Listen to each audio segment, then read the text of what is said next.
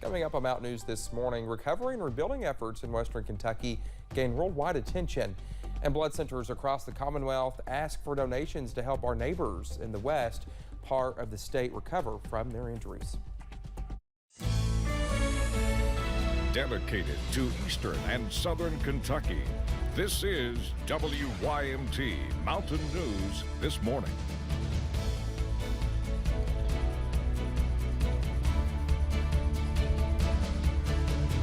Good morning to you. It's just before 6 o'clock on this Wednesday morning. We are halfway through the work week and we are pumped for that. Let's head over to Brandon for a look at that forecast. Brandon, it's Wednesday. We are almost there. I can see where the weekend is always in view. See, it's exactly right. I can do the weather. I can do it. So, see, you always do that, and one day I'm going to take you up on that offer. I'll take you up on it. Listen, I'll let you. I will let you. We'll get in trouble. I'll be in the back taking a nap somewhere, and you just go to town. I can do it. That's right. All right, let's take a look at that weather this morning, and we're going to continue to see clear skies at times for some folks and a few clouds for others there. But Buffalo Mountain, probably one of the cooler spots this morning in the upper 30s. Upper 20s now. I was going to say low 30s, but upper 20s there in Jonesville this morning. That just happened in the last few minutes. So for now, the range is 28 to 52. So we're all over the place with temperatures this morning. A lot of 40s and 50s out there. So anywhere between a normal day and max warm and needed, depending on where you are on the coffee meter. Your almanac for today, our forecast high is 66. Our average high is 48. Our record high, 73. Set back on this day in 1984. Dakota? All right, Brendan, thank you. Well, cleanup, recovery, and the search for survivors continues in Mayfield. The damage is extensive, but help is coming from around the world for people affected by these tornadoes. One cleanup volunteer shares his remorse for the town. Was there when they had, right after they had their tornado there, and all the trees stripped down of all the branches. It's just very sad. A lot of loss of life here today, or this week. Well, this tragedy has caused a lot of heartache in Mayfield and across the Commonwealth. Well, Mayfield may have been hit by the strongest tornado to ever touch down in Kentucky, but it is far from the only community cleaning up. In Warren County, at least 15 people were killed by an EF3 tornado. Shelby Lofton talked to a family going through unimaginable loss as they search for a missing loved one. I got on Facebook and her messenger said online. Sierra Bryant says she checked on her sister-in-law, Rachel Brown, after the tornado blew through Bowling Green. And I messaged again and I said, "Hey sis, are you okay?" And still nothing back. And then she went offline. 583 Moss Creek Avenue, where Rachel and her family lived, is now unrecognizable. I imagine going there and seeing it in person, it's going to be even worse.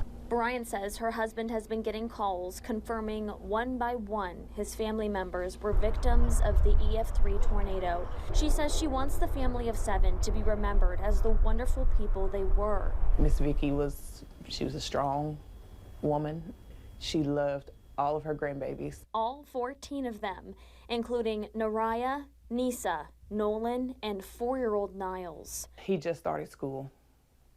And he was so happy, and Rachel has sent me pictures. Bryant describes Rachel as a devoted mother. Fearless and just a beautiful heart for other people. That's the thing that stands out the most with her.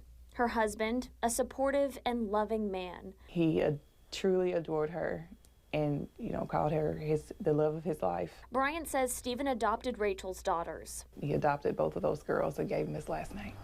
While she mourns the loss of what they'll never experience, graduation, learning how to drive, she's holding on to what they had through pictures folks have found during the cleanup.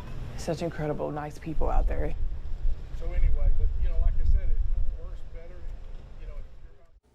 That was Shelby Lofton reporting. A lot of help is arriving in Bowling Green. Community groups, national organizations are on the ground. Many of them are trying to patch up holes and put tarps up before the area gets rain later this week.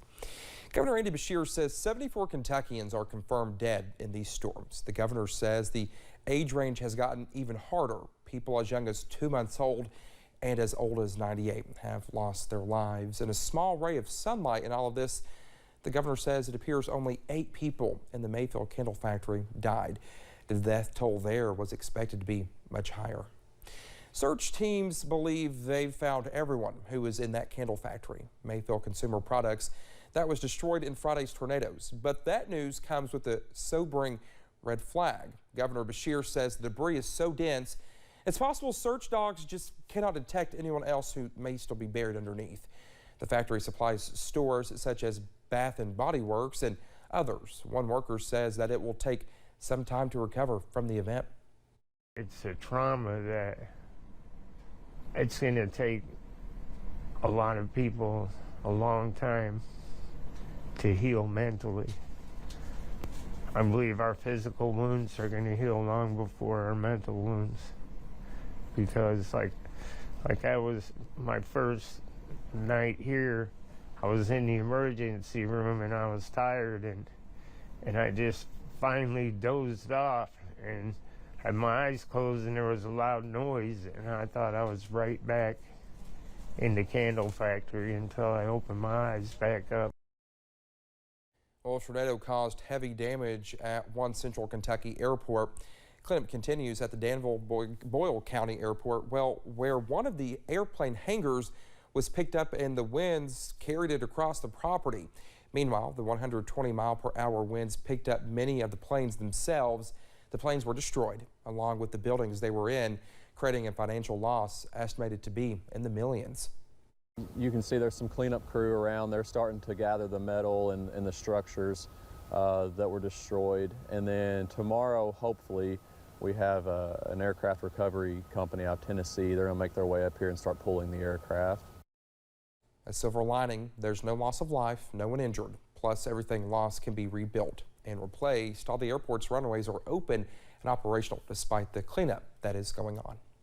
As recovery efforts continue in Western Kentucky, groups from across the state are moving in to help people navigate the long-term recovery phase. And one Georgetown business has donated $500,000 to help do just that.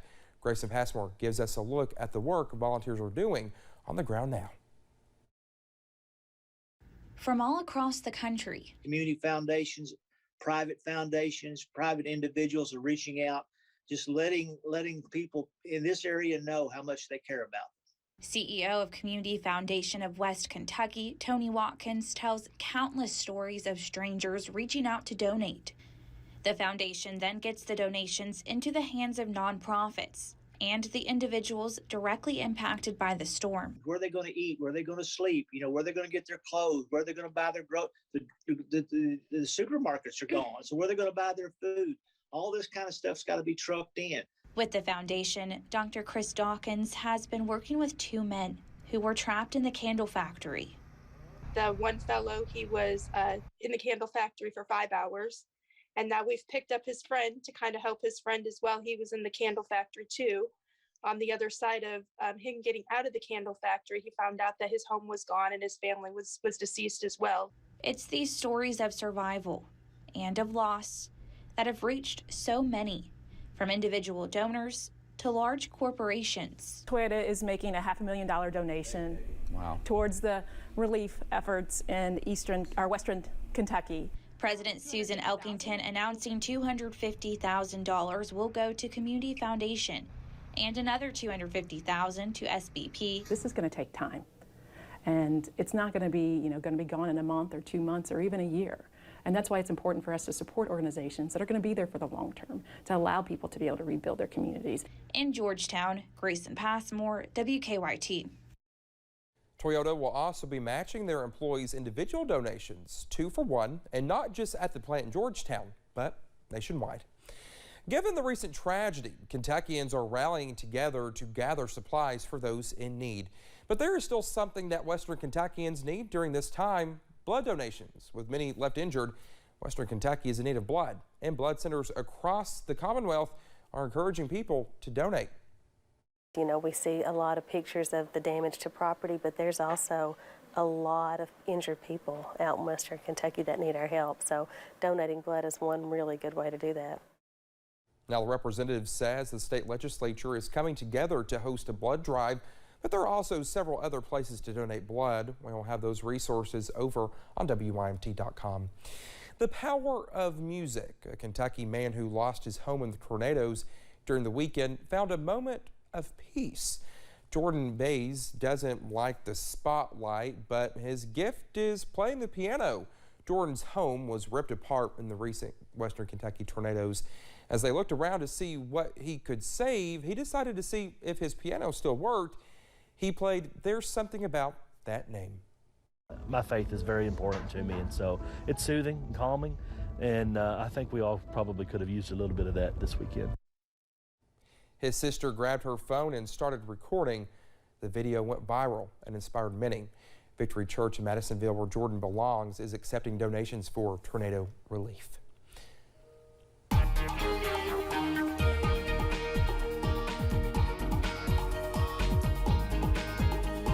6:09 on this Wednesday morning. We continue to track cooler temperatures for some and then warmer temperatures for others, and a little bit of rain into parts of central Kentucky, but not here in the mountains just yet.